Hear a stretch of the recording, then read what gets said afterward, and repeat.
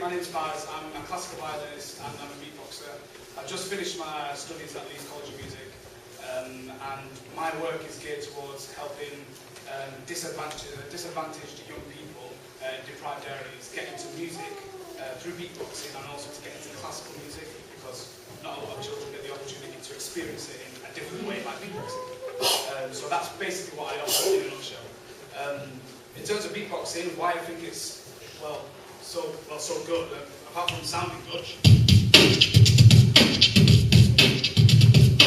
apart from sounding like amazing skill, it has so many benefactors to a development in a child. So, for example, rhythm learning. If you can learn to keep a rhythm.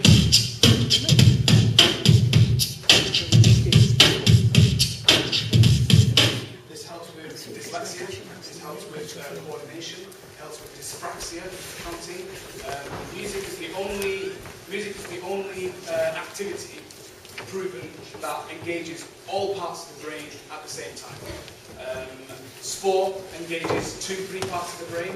Music engages every single part of the brain, including memory, pitch, sight coordination, everything. And that's why I think it's very, very useful to, even if you're not a fan of beatboxing, if you have the opportunity to learn, it's great.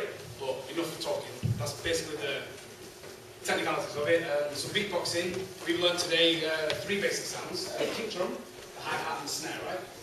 Kick drum goes.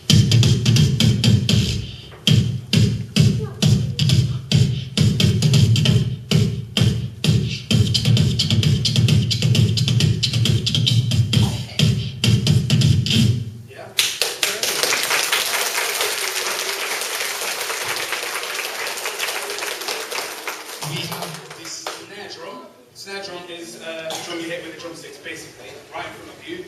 The snare is the metal that rattles the drum Underneath. Or.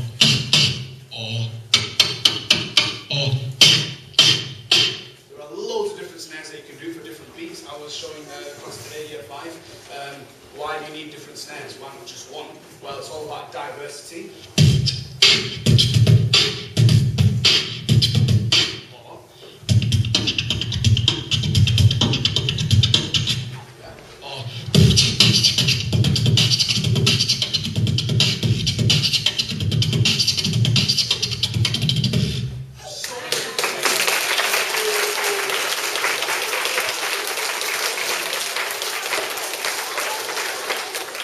So many different ways you can use a snare drum. There is also, basically we talked about the different steps in beatboxing, didn't we? We said that was step 1. We said step 2, I think year 4 might remember this as well when I did this with you. Step 2 is basically the special sounds. So if you listen to drum and bass, anyone over 30 listens to probably drum and bass, or acid or house music, techno.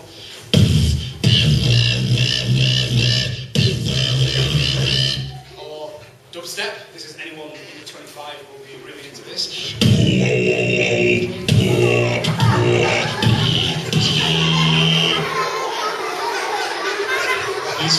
These funny sounds.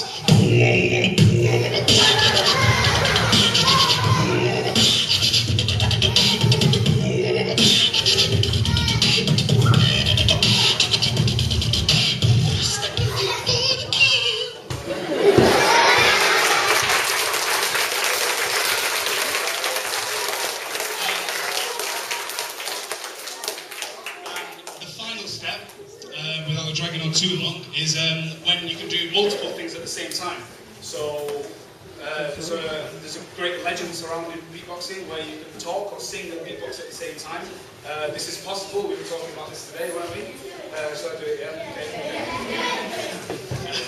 Okay. Basically, the more commonly known one for beatbox. If you're learning to beatbox, you strive to be able to do this initially. Yeah. So basically, I sing "If Your Mother Only Knew." That's the phrase. If your mother only knew, and I will do a beat underneath it at the same time. And the first person to do this was Razel, and he was in the 80s, and no one believed that it was him. He did exactly what I was doing. He brought an amp on stage. He was the first person to do it with just his microphone and while the audience with his mouth. It was great. So here it goes. If your mother only knew If your mother only knew, if your brother only knew, if your brother only knew, if your brother only knew.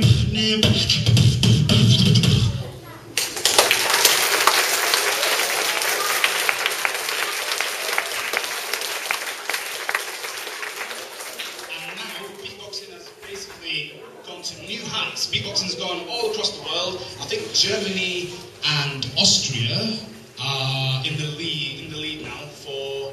It's basically Europe. Europe is leading the beatboxing scene now with so many different techniques you can do. You know, it's unreal. Britain was at the top. First it was America, it started there, then the UK, and now Europe is taking the lead. It's fantastic. It just shows how people can come together with music. It's great.